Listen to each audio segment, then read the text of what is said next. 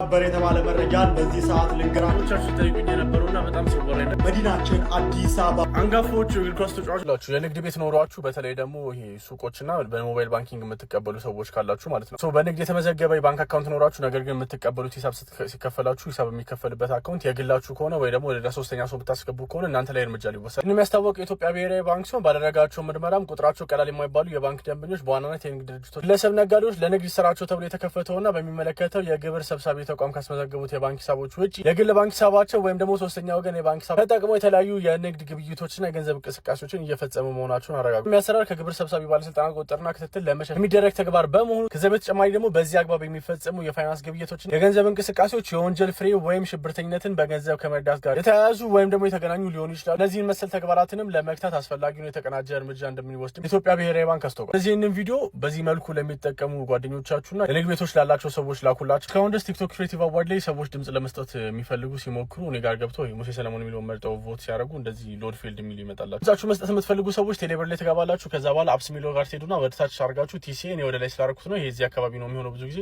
ቲሲኤ 2025 ሚሎ ላይ ገብታችሁ ቤስት ኢንፎርማቲቭ ሚሎ ጋር ሄዳችሁ ሙሴ ሰለሞን ለሚለው ድምጽ መስጠታችሁን ደረሱ። ይሄ ከጀርባ የምትመለከቱት አሰቃቂ አደጋ እዚሁ አዲስ አበባ ሶራምባ አካባቢ ዛሬ ማለት አርብ ጥቅምት 14 2018 ዓ.ም ያጋጠመ ነው። እናም እንደምትመለከቱት ነው በጣም አሰቃቂ አደጋ ነበር ያጋጠመው። በጣም የሚገርመው ነገር ደግሞ ከዚህ ከተገለበጠ መኪና ውስጥ እዚህ አሰቃቂ አደጋው ሲነዳው የነበረው ሹፌር ምንም ሳይሆን ነው የወጣው፣ ምንም ጉዳት ሳይደርስበት ማለት ነው። የቲክቶክ ክሬቲቭ አዋርድ ድምጽ መስጠት አሁንም እየሄደ ነው። ስለዚህ ሁላችሁም ገብታችሁ ይህንን ሊንክ በመጠቀም እስካሁን ቦታ ያደረጋችሁ ሰዎች ገብታችሁ ድምጻችሁ ሊዮኔል ሜሲ በዛሬው ዕለት የአሜሪካ ሜጀር ሊግ ሶከር ጎልደን ቦት አሸናፊ መሆኑንና ሽልማቱንም እንደምትመለከቱት በዛሬው ዕለት ተቀብሏል። በ29 ጎሎች እንግዲህ የሜጀር ሊግ ሶከር ጎልደን ቦት አሸናፊ የሆነው ሊዮኔል ሜሲ አሁን ላይ ታዲያ በአጠቃላይ በሊግ ደረጃ የጎልደን ቦት አሸናፊነቱን ወደ 9 ከፍ አድርጎታል። እንደምትመለከቱትም 2009-10 ጀምሮ ላለፉት 16 ዓመታት ያክል ለ9 ጊዜ ማለት ነው የጎልደን ቦት አሸናፊ መሆኑ ተረጋግጧል።